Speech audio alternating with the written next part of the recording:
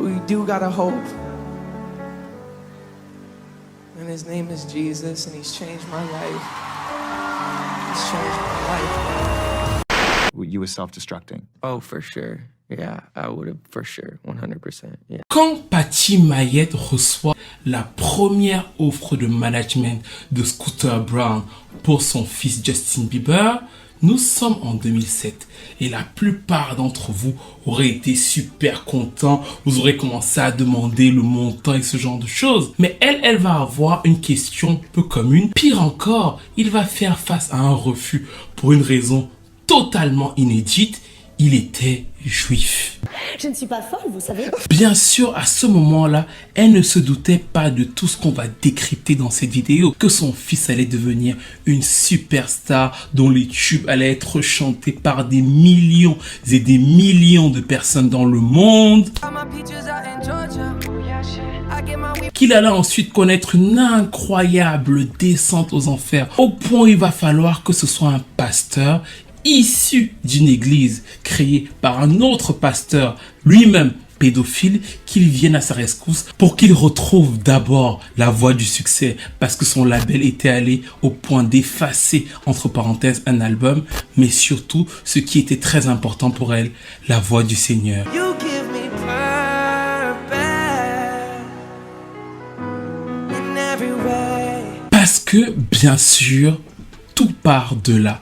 Patty Mayette est une jeune femme canadienne un peu esseulée, tellement seule et tellement triste dans un sens qu'un jour, elle fait une tentative de suicide. Heureusement, elle est sauvée et quand elle est sauvée, elle se dit qu'elle va confier sa vie au Seigneur Jésus-Christ qui pour elle l'a sauvée. Malheureusement, à ce moment-là dans sa vie, elle a encore une sorte de petit péché. Elle entretient une relation avec un homme qui est déjà lui-même marié. Et elle se rend compte 3 mois après cette espèce de sauvetage de Jésus-Christ qu'elle est enceinte, elle est toute honteuse, elle se dit comment je vais faire, est-ce que ce n'est pas un enfant du péché? Elle va à sa congrégation et elle trouve le courage de se confier aux différents pasteurs. Elle est là toute honteuse, toute triste, toute esseulée, elle leur dit voici mon secret, c'est le ventre. Tous prient, ils mettent les mains sur le ventre du petit garçon et quand le petit garçon va naître 6 mois plus tard en très bonne santé, elle va revenir devant les différents pasteurs et dire que ce petit garçon-là confiera sa vie à Jésus-Christ. C'était l'entente entre tous. Ils vont tous crier Amen. I was going to birth revival. I was birthing revival. I was birthing revival. And they prayed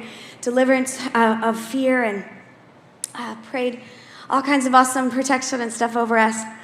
And then when I had him, at the church you guys planted in Stratford, we dedicated his life to Jesus and Le petit Justin grandit donc dans l'univers plus ou moins des églises, il va aux soirées d'adoration et surtout sa mère se rend compte que c'est un bon chanteur. Un jour, alors qu'elle veut montrer aux autres personnes de l'église et à certains amis à elle à quel point son fils est talentueux, elle upload certaines vidéos de Justin en train de chanter sur YouTube.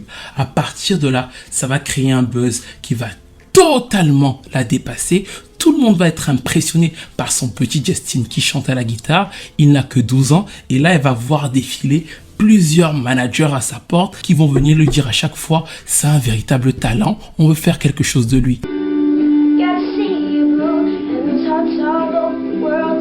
Justin n'a que 12 ans, bien sûr, il est illuminé par cette industrie, il veut absolument signer. Mais elle lui dit à chaque fois, attends, on n'a pas encore d'avocat. Là, tout de suite, on voit déjà que comparé à certaines mères qu'on a connues dans certains épisodes récents, ça change. Là, elle voit que son fils veut signer et tout de suite, elle se dit, il faut d'abord qu'il y ait un avocat qui puisse contrer le contrat. Elle va finir par trouver cet avocat et Justin va donc trouver l'alchimie avec Scooter Braun qui avait déjà fait ses classes dans plusieurs labels et qui se proposait là en tant que manager. Elle voit que l'alchimie entre Scooter et son fils passe bien, mais elle a un souci de fond, c'est qu'elle demande à Scooter, tu pries quel Dieu? Et Scooter lui dit qu'il est juif. Et quand Scooter lui dit qu'il est juif, elle peut s'évanouir. Bien sûr, vous l'aurez compris, ce n'est pas parce qu'elle est antisémite, c'est parce que la prophétie, la promesse qu'elle avait faite à l'église, c'était que Justin devait prier Jésus-Christ Tout-Puissant.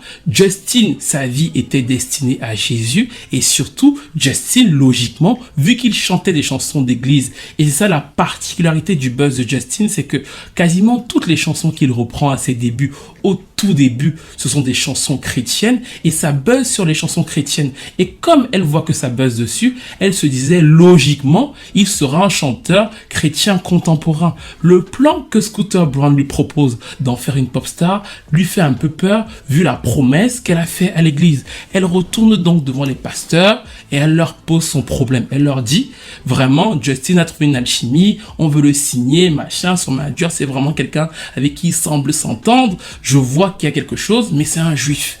Juif. On avait conclu un deal là il y a 10 ou 12 ans. Est-ce que c'est possible que vous modifiez certains accords? Est-ce que c'est possible que vous ouvriez le truc? Et les gars vont lui dire, au nom du Père, du Fils et du Saint-Esprit, va dans la paix du Christ et rapporte-nous les millions. Le buzz autour du petit bout de chou qu'est Justin Bieber à ses débuts est incroyable parce que tous les Américains, Canadiens, États-Uniens sont à fond derrière le petit garçon. On le regarde avec beaucoup de sympathie, il plaît aux enfants, les parents se disent il est inoffensif, il chante de bonnes chansons et à partir de là, Scooter Braun, qui est donc le manager, négocie un premier deal avec Iceland Def Jam. Plusieurs artistes se proposent d'être les parrains, les espèces de mentors de Justin Bieber. Et là où Scooter Braun va être très intelligent, c'est qu'en le ramenant au début chez Def Jam, il le ramène aussi chez L.A. Reid. L.A. Reid à l'époque s'occupe de Usher et Justin doit choisir entre Justin Timberlake et Usher. Et Scooter Braun, qui va l'aiguiller à aller vers Usher, fait un très bon deal parce qu'il se dit, là on va l'envoyer dans un format R&B pop pour qu'il ait quand même cette caution auprès de la communauté afro-américaine. Il est déjà chez Def Jam. Sur son album, on retrouve quasiment tous les gros producteurs de l'industrie R&B pop, à savoir Tricky Stewart, G-Mal, Midi Mafia. Ils ont tous travaillent avec lui. C'est mieux qu'il ait un leader déjà très bien assis sur la communauté afro-américaine en tant que Usher que d'avoir un autre Justin Timberlake sur lequel on pourrait voir un mimétisme en fait. Il pourrait passer pour un mini Justin alors qu'en étant mentoré par Usher, Usher est plutôt la caution sur un public afro-américain pendant que lui peut toucher toute une grosse partie de l'industrie du disque pop américaine. Le plan est très bien pensé. Les chansons seront plus ou moins plutôt efficaces. En tout cas, les petites filles, quand elles le regardent, elles n'ont Dieu que pour ses yeux. Donc, ils pourraient chanter l'alphabet, elles achèteraient. Et c'est pour ça que One Time et One Less Lonely Girl vont être d'immenses succès qui vont porter son premier EP My World. Alors Justin Bieber, et c'est très important de le comprendre dans cette première partie de vidéo sur sa carrière, parce qu'il y aura en fait 2 vidéos sur lui. Ceux qui ne se sont pas encore abonnés, c'est le moment de vous abonner. Ceux qui oublient tout le temps de liker, commenter, ce genre de choses, surtout de liker là, c'est le moment de commenter. Et en fait, à ce moment précis, ce qui est très intéressant dans le format qu'il propose, c'est qu'effectivement, c'est un petit garçon qui chante des petites chansons pour les midinettes, mais il sera détesté, haï par une grosse partie de la presse américaine. Et ça, c'est parce qu'en réalité, tout ce qu'il compose, le personnage de Justin, est un peu mal vu par une espèce de presse de gauche américaine. C'est-à-dire que le petit garçon là qui sort de l'église et qui chaque fois qu'il ouvre la bouche parle de Jésus-Christ. I think that God is the only one keeping me sane right now. Who is my biggest role model? Does it have to be like in this day and age? Anybody at all. At all? Okay, Job. I'm serious. Do you guys want to know why? Yeah. Do you guys know who Job is? Yes, from the Bible. Répète, Justin, on n'a pas bien compris. Qu'est-ce qui t'inspire dans ce monde? Dear Lord Jesus, thank you so much for this tea, and thank you so much for my dancers, and thank you so much for my backup singers. I'm Christian. I believe that, Jesus died on the cross for my sins. Ça fait un peu pouilleux quoi. Certes, en Amérique, Dieu est absolument présent partout, mais chez Justin Bieber, il y avait ce petit côté peut-être un peu famille mormone en fait. C'est-à-dire que le gars, il parle de Dieu tout le temps. Et pour un petit garçon, ça ne faisait pas très sexy. Ça faisait un peu petit garçon embrigadé. I've definitely been blessed by God, and He's definitely been very generous. On ne lui trouvait pas un talent incroyable et beaucoup pensaient qu'il ne ferait pas une carrière de ouf, que c'était un petit phénomène créé par les chrétiens pour les petites filles et que ça s'éteindrait très vite. Sauf que le premier album My World 2, avec des titres comme Baby, va lui cette fois-là connaître un succès mondial, ce qui va vouloir dire que d'autres filles partout dans le monde vont être totalement passionnées par le jeune homme. Sur le même album, il va avoir le titre Inimini avec Sean Kingston. Le succès va continuer à monter parce que l'album va faire plus de 6 millions d'exemplaires. Il va être récompensé à plusieurs cérémonies. Et le petit a un bagou en fait. Effectivement, qualitativement, c'est pas non plus ouf. Ça plaît à son petit public de petites jeunes filles là qui achètent en masse et font acheter les parents en masse parce que c'est un public très familial. Les enfants aiment Justin Bieber. On aime l'image très lisse, très sainte qu'il renvoie. Donc de fait, c'est beaucoup plus facile d'acheter. Et lors des cérémonies, pour ne pas aussi s'enfermer dans cette sorte de personnage un peu hors sol, il rappelle qu'il est mentoré par Usher, il veut collaborer avec son idole et ça va d'ailleurs se faire quelques temps après sur la chanson Somebody to Love. It really was embraced by a man named Usher Raymond. Nous sommes en 2011 et tout est géré d'une main de maître par le label. Son premier album vient de cartonner. Il va aussi avoir le fameux Never Say Never qui a accompagné son DVD. Une autre baby star et ça va aussi être un autre gros succès pour eux. Et là où on voit qu'ils continuent de travailler leur public familial et surtout qu'ils ne lâchent pas leur prise sur le public chrétien, c'est que le deuxième album, parce que le premier c'est un hippie, le deuxième album qu'il sort, c'est un album de Noël. Donc à la fois, on prend ce côté où les jeunes enfants vont vouloir acheter Justin Bieber à Noël. À la fois, il fait le lien avec la chrétienté. Parce que Noël, j'ai pas besoin de vous le dire, c'est la résurrection du Christ. Et de l'autre côté, c'est aussi un bon plan marketing. Parce qu'on sait que les albums de Noël, quand tu as une bonne image, ça se revend chaque année. Ce sont comme des marronniers. Et d'ailleurs, il va remixer All I Want for Christmas Is You avec Mariah Carey, qui avait flairé le bon coup. Parce qu'il faut se rappeler que All I Want for Christmas Is You cartonnait pas de ouf dans les années 2000 en fait. Et la version avec Justin Bieber ne va pas non plus cartonner de ouf, mais je pense toujours qu'elle a quand même aidé un peu à la réintroduire chez un public très jeune. Quand on arrive en 2012, Justin Bieber a déjà 5 ans de carrière et 5 années pleines de succès. Même ses tournées ont cartonné, on aurait pu se dire qu'il n'a pas la crédibilité. Non, les parents se déplacent en masse avec leurs enfants pour regarder. Les films en salle sont des succès et ils rapportent environ 53 millions de dollars par an. C'est scandaleux. Et ce n'était jamais arrivé sur une pop star aussi jeune. Parce que grâce à lui, je revis. Tu nous as fait changer nos vies et on t'adore et Believe, croire en nos rêves. Merci Justin Bieber, on t'adore. Sauf qu'il arrive justement à ses 18 ans et qu'il faut le faire évoluer. C'est ce que le label entreprend sur l'album Believe, qui est une sorte de transition où il commence aussi à un peu plus imposer ses choix musicaux, à un peu plus vouloir aller dans une tendance plus R&B et le label le retient pour continuer à faire le lien avec une audience beaucoup plus pop qu'il a construit au début.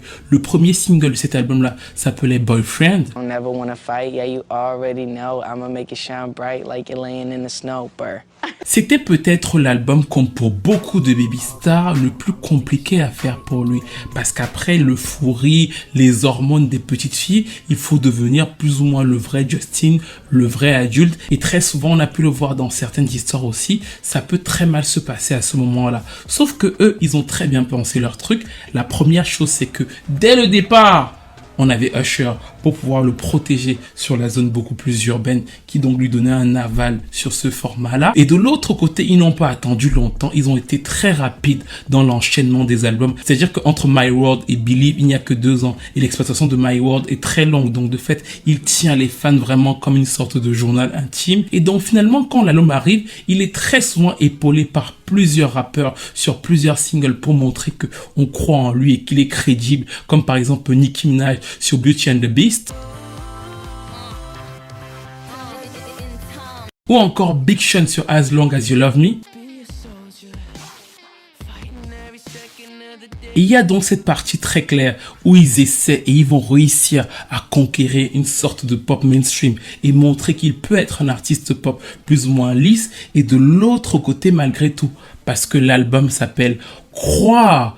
Il y a quand même le petit truc où, même si on ne montre plus trop le truc très très chrétien pour ne pas froisser une partie du public, il y a des petits messages analogues. Et d'ailleurs, la chanson Believe a une sorte de double sens, à savoir que pour ses fans, c'est parce qu'ils ont toujours cru en eux, mais comme il est aussi l'enfant élu d'une congrégation, on peut se dire que c'est parce que la congrégation a toujours cru en lui. À l'époque, les gens appellent ça la Bieber mania, ça divise, il y a les Beliebers. En plus, au début, il était en relation avec Selena Gomez, donc du coup, la belle fille du game avec le beau garçon du game. Ils sont complètement fous de leur Justin.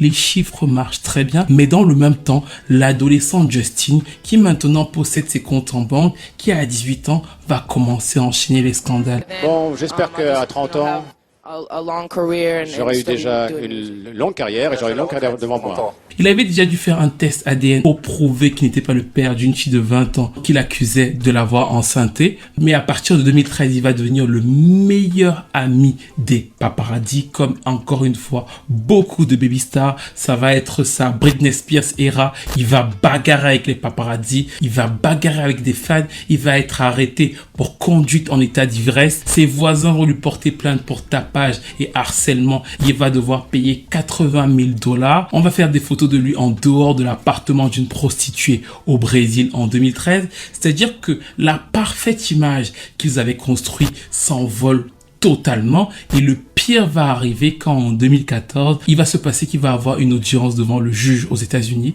et elle va être diffusée comme souvent chez eux, dans tous les médias. Et ça va complètement donc fissurer son image de petit garçon gentil. DUI, alcohol or drugs, resisting without violence. Dans le même temps, comme si ça ne suffisait pas, il va y avoir les fameuses idées où il faisait des blagues racistes qui vont ressortir. I'll be part of the KKK. There'll be one less love me.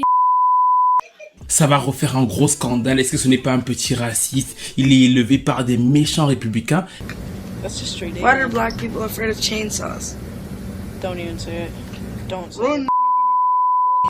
Et là, encore une fois, le fait d'avoir fait le choix de Usher à la place de Justin Timberlake va lui être très salvateur. Parce que là, Usher va monter au créneau pour dire, mais comment vous pouvez croire que j'aurais pu épauler un petit raciste, un petit garçon, il est doux, il est affectueux. Et plusieurs autres artistes noirs vont monter pour le défendre parce que depuis quelques années, il avait réussi à avoir cette sympathie-là. Et s'il avait été managé par Justin, ça n'aurait pas forcément été la même chose. You started with young. Yeah, he's young. And I think all of us in some way, you know, have humble beginnings that pan out to be incredible. And les premières personnes qui vivent très durement cette période, c'est bien sûr les gens du label. Parce qu'à la base, Justin enregistre un autre album qui s'appelle Journals. Sauf que eux ne voulaient pas de cet album. C'est Justin qui a insisté pour faire un album très R&B parce que lui, il aime vraiment le R&B. Et on lui dit à chaque fois, ce qu'on te faisait faire au début là, c'était pop fait par des producteurs R&B, mais ton public n'est pas aussi touché par cette musique-là. Autant te recentrer et ne pas trop créer de problèmes. Ta carrière peut encore être fragile parce que dans le même temps, en 2013, Billboard lui remet un prix pour l'ensemble de sa carrière et ça va attirer dans la salle, et ça c'est très rare quand même, dans la salle, il se fait à la fois huer et à la fois féliciter. Ça veut dire que l'industrie, pour beaucoup, c'est vraiment de la merde.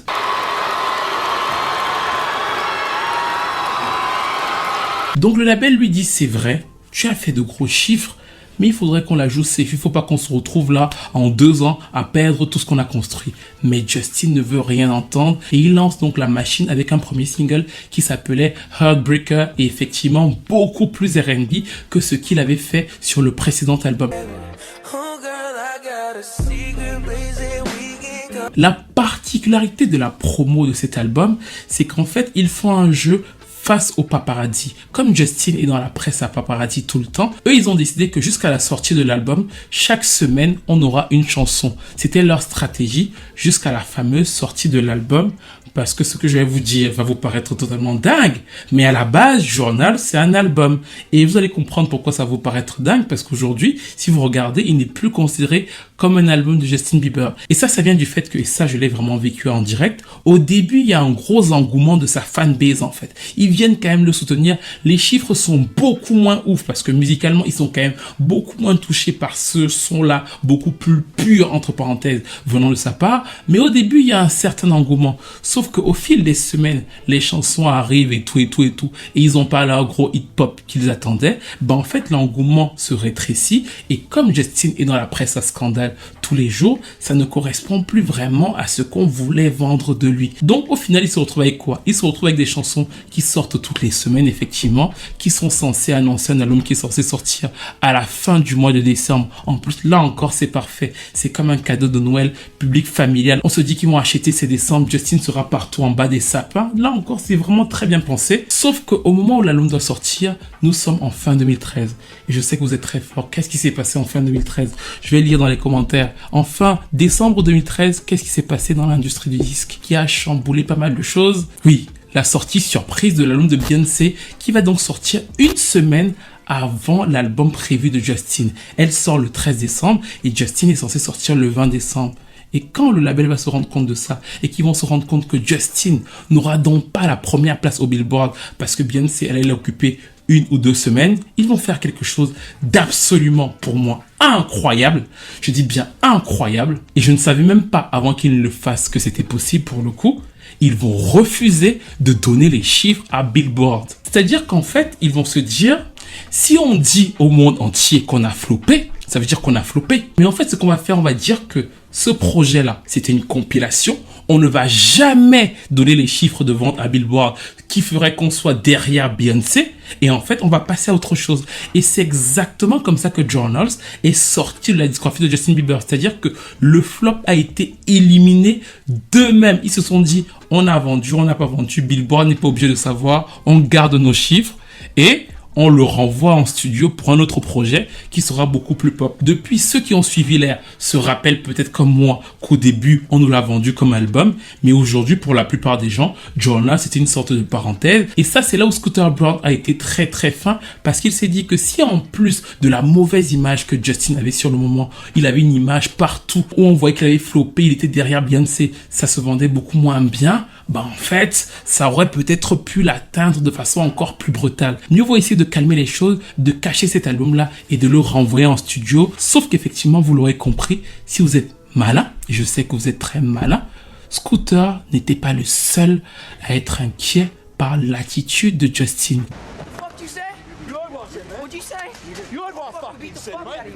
Bien sûr, Patty perdait son petit garçon. Il avait toujours été élevé dans des valeurs très chrétiennes, très pieuses. Et là, à la face du monde, elle ne le reconnaissait plus. Il ne s'entendait même plus.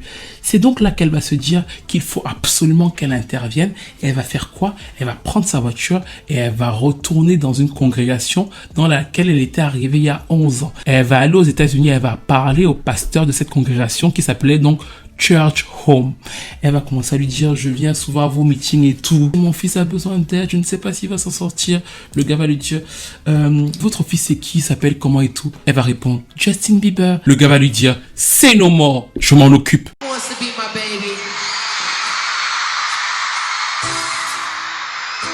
Je ne sais pas si vous visualisez un peu les congrégations religieuses américaines, mais en général, les pasteurs sont plutôt bien habillés. Ils ont des vêtements de marque. Au devant, vous avez certainement les fidèles les plus prestigieux, les places VIP. Et ensuite, derrière, il y a le monde, un peu comme nous, quoi, les low cost, quoi. Mais c'est souvent très classieux. Les soirées d'adoration, c'est souvent assez spectaculaire. Et dans ce cas précis, elle va faire appel à Judah Smith, qui dirigeait donc la congrégation de Church Home sur la côte est des États-Unis. C'est à lui que Justin doit se confier pour qu'il le ramène vers le vrai Jésus-Christ. Mais cet homme-là souvent travaille en collaboration avec un autre pasteur qui est d'une autre église qui s'appelle donc Hillsong et qui s'est donc implanté notamment en Californie. Ce monsieur s'appelle Carl Lentz, et donc les deux vont plus ou moins prendre en sandwich, entre parenthèses, Justin Bieber, parce que l'un, Judas Smith, quand Justin est sur la côte Est, c'est lui qui plus ou moins essaie de ramener Justin,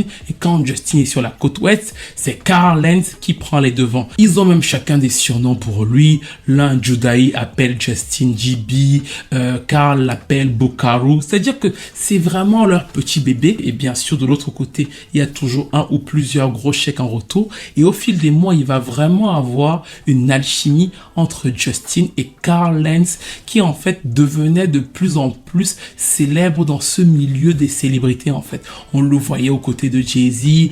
D'ailleurs, certaines filles demandent parfois quelle est la prière de Ciara pour avoir trouvé Russell. Russell est si gentil, il est si riche. En fait, Russell a souvent aussi été aidé par Carl Lentz qui donc très rapidement va avoir ce charisme de pasteur capable de ramener les stars dans l'église. Il y avait Vanessa Hudgens, il y avait d'ailleurs la femme actuelle de Justin Bieber. Ils sont assez nombreux parmi les célébrités à admirer le pasteur et les files sont énormes pour assister aux séances à chaque fois à l'église de Hillsong quand il prêche. Vibe of your church, because obviously I think that's part of the appeal. Yeah. It doesn't feel like you're in church. It's not all quiet and everybody isn't sitting in a pew. Yeah.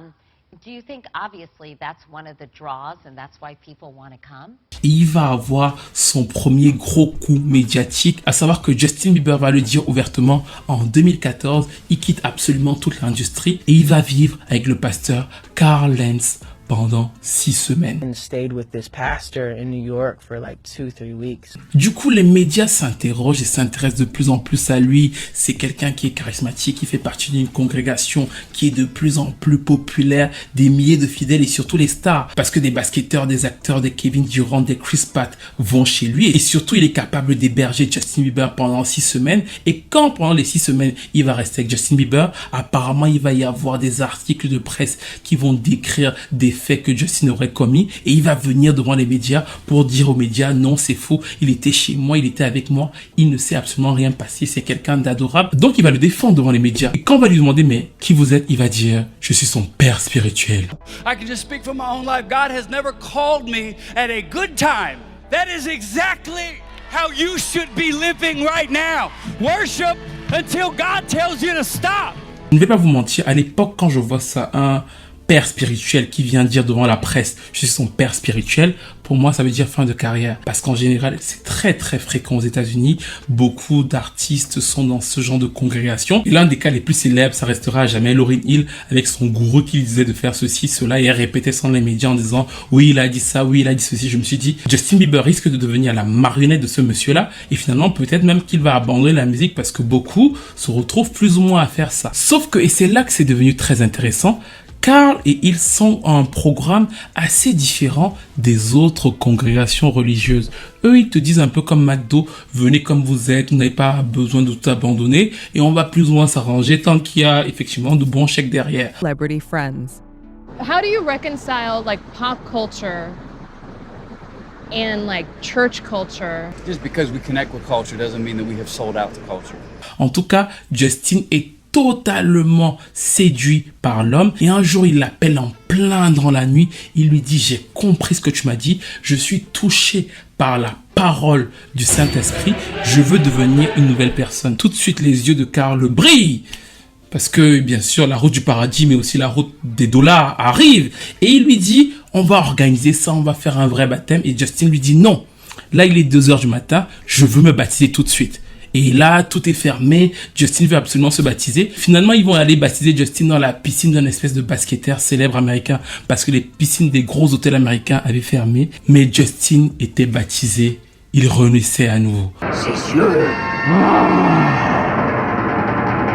Peut-il encore dégager une telle énergie? Carl va imposer à Justin une sorte de cadre qui d'un coup va le rendre un poil plus responsable, un poil plus structuré et d'un coup le label va se dire il faut qu'on travaille ce fameux album. Il va d'abord aller vers Kanye West parce que dans la même période Kanye aussi devient très chrétien, donc ils se disent qu'ils peuvent faire quelque chose ensemble et là il va y avoir la collaboration un peu surprise avec Skrillex qui va lui donner un tube mondial et remontrer qu'il avait quand même encore une sorte de l'affection de la part de ses fans, mais il fallait quand même que ce soit aussi pop comme le label lui avait dit. Ils abandonnent donc l'idée des premiers albums qu'ils avaient eus.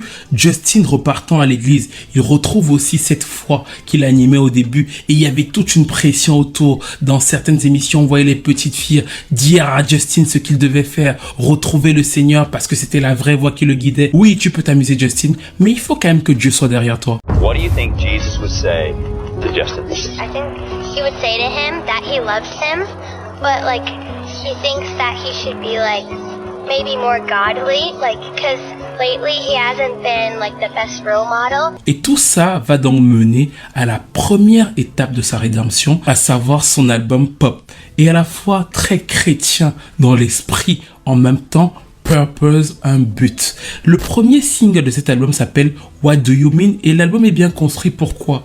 Parce que dans un premier temps, ils vont jouer sur la rupture avec Selena Gomez. Il y a pas mal de messages qui vont donc intéresser toute une grosse partie des fans qui ont suivi leur relation depuis quasiment 5 ans. Et notamment ce premier single-là, qui est donc beaucoup plus pop, même s'il y a une forte influence pour moi de Craig David sur la chanson. Et ensuite sur les autres singles pop de l'album, à savoir Sorry ou encore Love Yourself, on ne voit pas Justin dans les clips en fait. Il est beaucoup plus en retrait sur les chansons pop, mais il est surtout présent sur le message de l'album et notamment sur la chanson Purpose en fait. Si vous écoutez ce titre-là, c'est clairement du gospel contemporain et quand vous voyez la pochette de l'album, quand il est sorti, beaucoup de gens ont dit oui, c'est une pochette Illuminati et ce genre de choses, mais en fait, si vous la regardez bien, pas du tout. Enfin, c'est totalement l'inverse en fait. C'est le fait d'avoir retrouvé plus ou moins le Seigneur Jésus-Christ. Et quand il fait ce fameux signe-là, en vérité, c'est juste parce qu'il peut pas faire ça. Et c'est pour ça que quand j'ai vu cet album, j'ai toujours pensé que c'est un album faussement pop en fait. Parce que ce qu'il veut faire, c'est ça. Il se tatoue une croix sur le torse. Il est comme ça. Parce qu'en fait, il ne peut pas faire ça. Mais ce qu'il voudrait vraiment faire, c'est faire ça. Mais s'il fait ça, ce n'est pas un signe pop suffisamment vendeur pour faire l'album pop qu'ils veulent. Et c'est le dilemme qu'il va avoir à plusieurs reprises avec Scooter Braun qui lui dit, effectivement, on peut parler de Dieu, mais essayons d'être un peu moins chrétien. Parce que dès qu'on est trop chrétien, ça peut faire un peu ringard, has-been. Surtout pour un public très très mainstream. Donc moi, je n'ai jamais rien vu d'Illuminati ou ce genre de choses derrière tout ça. J'ai juste vu une façon de détourner le fait que je rends grâce à Dieu vers cet album-là sans que ça ne paraisse trop voyant. Et d'ailleurs, dans cette ère-là, à plusieurs reprises, il va faire des tweets en disant aux gens « Jésus vous aime, Jésus est là pour vous ». Et là encore, c'est un sujet de discorde interne que sa mère est allée dénoncer devant la congrégation. Parce qu'elle va dire « Le petit homme là, le manager, il voulait que mon fils dise Dieu ». Un truc généraliste, Dieu, pour que tout le monde se sente concerné. Mais non, Justin a dit Jésus. Just a couple of weeks ago, Justin tweeted out something to, I don't know, whatever his followers are, something, 90 million people or something like that, about Jesus is the way and Jesus is the light and Jesus is the truth. And, we're just so proud of him for doing that because... So many say the name of God and they say, you know, thank God, but he says Jesus loves you and Jesus, yeah. Jesus, and his Jewish manager. Je suis pas folle, vous savez. God bless him, he's amazing. He would say, you know, not everyone can relate, maybe just God bless you, God loves you. And he would say, no, you guys would die for your faith, I would die for mine, it has to be Jesus. Le fait qu'elle tienne à préciser que Scooter Braun est juif devant tout le monde, alors qu'elle le connaît depuis quasiment 10 ans, et elle précise que Justin a dit à Scooter que vous pourriez mourir pour votre religion, nous aussi on va plus ou moins faire pareil. En fait, ça montre vraiment quel engagement elle a avec sa communauté et qu'à ce moment-là, elle est hyper fière de son fils qui non seulement retrouve sa carrière, retrouve un peu son image mainstream, mais surtout le fait en toujours prônant et en prônant plus que jamais Jésus-Christ en fait, parce que c'est à partir de là que vraiment dans les interviews, il parle de son combat, de son retour avec Jésus-Christ, même si tout n'était pas encore gagné. Hey, people aren't giving me what I need. Like, yeah. People are always wanting something. I can never tell if something's really authentic, but when I really sit in my room and I'm alone and I can just like, God, are you there? Like, I feel this connection with something that's a higher being. It just puts an ease to my soul. That's like... Parce que oui, ce succès, Justin le doit aussi bien sûr à son collègue, à l'homme qui ne le quitte plus, Carl Lentz. Et quand l'album Purpose cartonne, la popularité de Carl Lentz va au-delà des montagnes, quoi. Quand il passe à la télévision américaine, comme il a plein de clients et que Justin Bieber est son fer de lance, on dit que c'est la rockstar des pasteurs. So wait, do you like being called the rock star preacher? No, I don't. So did I just defend you? I'm sorry.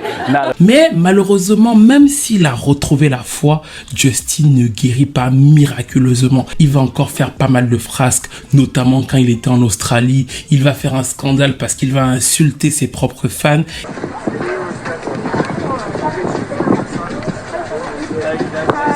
Et tout ça, à chaque fois, il est avec le fameux Carl Lentz et les gens commencent à se dire mais c'est quand même bizarre. Au début, effectivement, on semblait voir une amélioration, mais depuis quelque temps, on voit que les deux vont fêter ensemble. On le voit boire des coups avec Justin Bieber. Est-ce que ce pasteur est vraiment encore centré sur le fait de rendre cet enfant à Jésus-Christ? Ça paraît bizarre, mais c'est aussi à la fois normal parce que le pasteur lui-même est en train de devenir une superstar. Et il va y avoir un choc médiatique lorsque Justin Bieber va décider d'annuler la fin de la tournée pour pouvoir se consacrer à sa foi et à se reposer en fait. Tout le monde va se dire mais en fait est-ce que ce n'est pas le pasteur qui le manipule pour qu'il se tourne totalement vers la religion et le pasteur va venir dans les médias pour dire que Justin est un grand garçon, s'il a besoin de temps pour se reposer, respectez ça. I think that we don't have a hand in decisions like that. Justin's a grown man and he made a decision based on the well-being of his soul. Mais progressivement, on va commencer à voir les effets de la foi retrouvée de Justin dans sa vie en fait. Il va progressivement s'éloigner des boîtes de nuit et lui-même clamer qu'il voulait avoir une vie dans l'obéissance et la soumission à Jésus-Christ, même si le pasteur et lui vont commencer à moins se montrer. Et justement, ils vont commencer à moins se montrer parce que petit à petit, l'image du pasteur va se dégrader. La première chose, c'est qu'on va l'accuser de plus ou moins exploiter les volontaires. Vous savez que dans ces églises-là, en général, le pasteur est plus ou moins chouchouté par tous les volontaires en fait. Les volontaires, c'est les personnes qui arrivent peut-être 5 ou 6 heures avant la messe, qui balayent l'église, qui arrangent la salle et dans le cas présent, c'est eux qui conduisaient les voitures, ils louaient leurs voitures. Certains réservaient des cartes de crédit déjà remplies d'argent au pasteur pour que le pasteur puisse faire absolument ce qu'ils veulent. D'autres étaient censés juste promener les chiens, les animaux du pasteur. Et apparemment, quand tu faisais ça, dans le cas de Carl Lentz, tu ne devais pas lui parler en fait. Tu n'es pas là pour commencer à profiter du pasteur. Non, tu es là pour travailler pour le pasteur. En gros, les avantages du pasteur étaient de plus en plus magnifiques. Mais de l'autre côté, son image a commencé à s'éreinter et progressivement, Justin Bieber et lui ne vont plus s'afficher en public. Même si on va continuer à le voir à certaines séances d'adoration en 2018.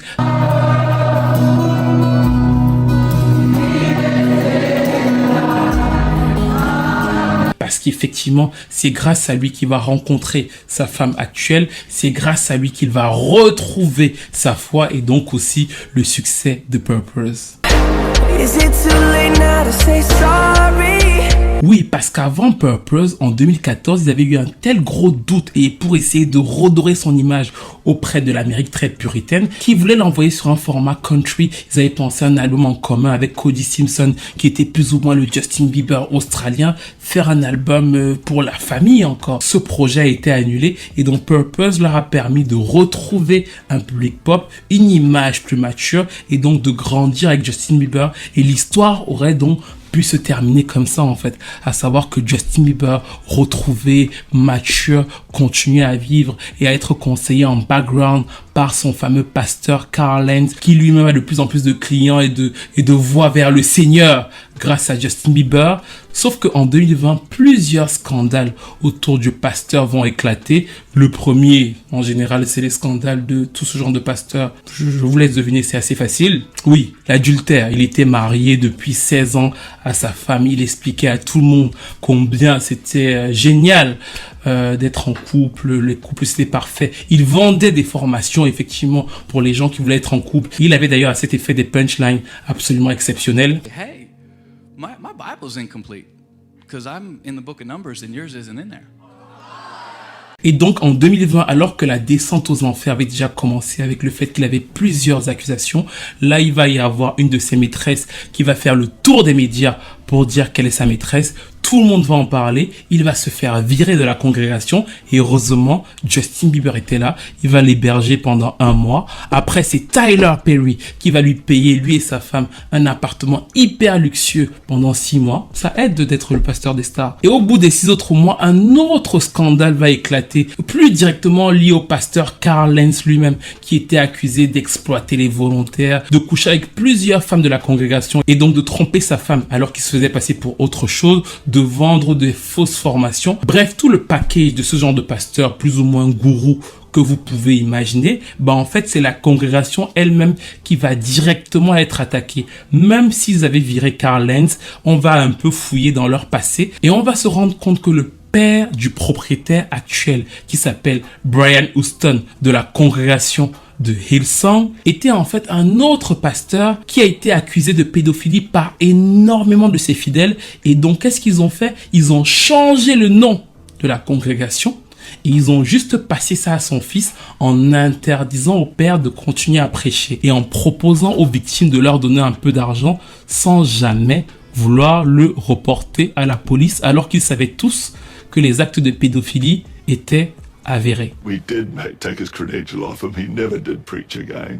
What we didn't do is report it to the police. Bref, à partir de là, Justin Bieber a coupé tout lien avec eux et il est donc retourné dans la première congrégation où sa mère l'avait amené au début et qui s'appelle donc Church Home.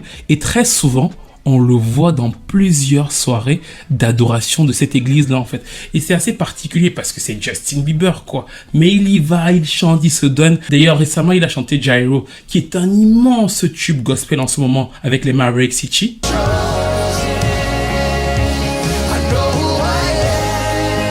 Il fait énormément de soirées comme un être humain normal, pas comme une superstar, juste pour chanter son amour pour Jésus-Christ. Et ça paraît totalement paradoxal avec l'image mainstream qu'il peut avoir. Et c'est aussi là qu'effectivement, même si Carl Lentz semblait être une sorte de gourou, le passage qu'il a eu dans la vie de Justin lui a quand même permis de retrouver ce monde où il semble complètement très épanoui. Et d'ailleurs, mais ça ce sera pour la prochaine vidéo, pour ceux qui ne se sont pas encore abonnés, abonnez-vous. Vous avez dû voir que les titres de ces albums, depuis plusieurs albums, font toujours plus ou moins des références un peu à la spiritualité, en fait. C'est-à-dire que Purpose, le but, Changes, changement, Justice, la justice. Et d'ailleurs, Justice était lancé par un single totalement gospel qui s'appelait Holy.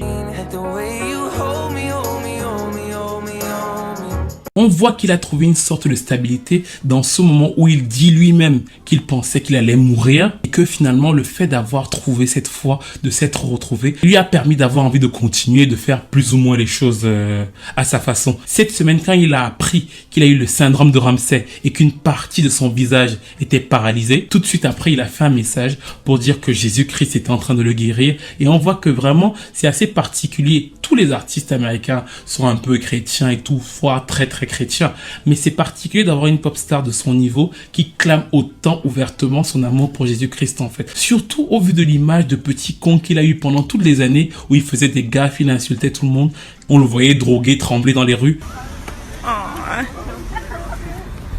Bref, nous arrivons donc à la fin de cette analyse sur Justin Bieber. Je voulais la faire un peu courte,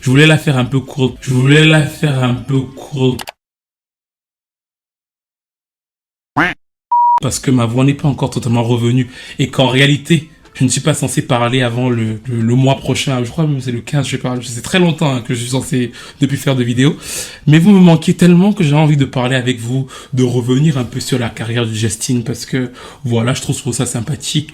Mon album préféré de lui, ça reste toujours difficile à dire parce que j'aime beaucoup Journals et j'ai appris à beaucoup aimer Purpose parce que je le trouve beaucoup plus mature au niveau des textes. Donc c'est un peu particulier. Le fan de R&B en moi aime beaucoup Journals, mais Purpose, des fois, je comprends mieux le personnage. Quand tu écoutes des titres comme Life is Worth It ou encore le duo avec Nas et ce genre de choses, tu vois qu'il a mûri et on ne peut qu'apprécier le fait d'avoir mûri. Et bien sûr, très prochainement, je parlerai des airs Changes et Justice qui sont beaucoup plus actuels. Dites-moi pour le moment ce que vous pensez de la carrière de Justin Bieber. Est-ce que vous l'avez détesté? Est-ce que vous avez grandi avec lui? Est-ce que vous l'avez toujours soutenu? Vous êtes un belieber de la première écoute. Que pensez-vous aussi du fait qu'il ait finalement trouvé son assurance via la foi, effectivement via quelqu'un qui semble pas totalement honnête, mais au final, ça lui a quand même permis de retrouver Dieu. Dites-moi ce que vous pensez de cette histoire, du rôle de la mère de Justin Bieber. Est-ce que vous avez la sympathie pour elle? Est-ce que vous n'en avez pas? Quelle est votre chanson préférée de Justin Bieber? Que pensez-vous de l'écosystème autour de sa carrière? Dites-moi tout dans les commentaires. Et bien sûr, n'hésitez pas, surtout si vous êtes arrivé à la fin de la vidéo, à liker parce que beaucoup d'entre vous oublient. Liker, à commenter, à partager. Et bien sûr, je vous retrouve très vite. Priez pour ma voix pour une nouvelle vidéo.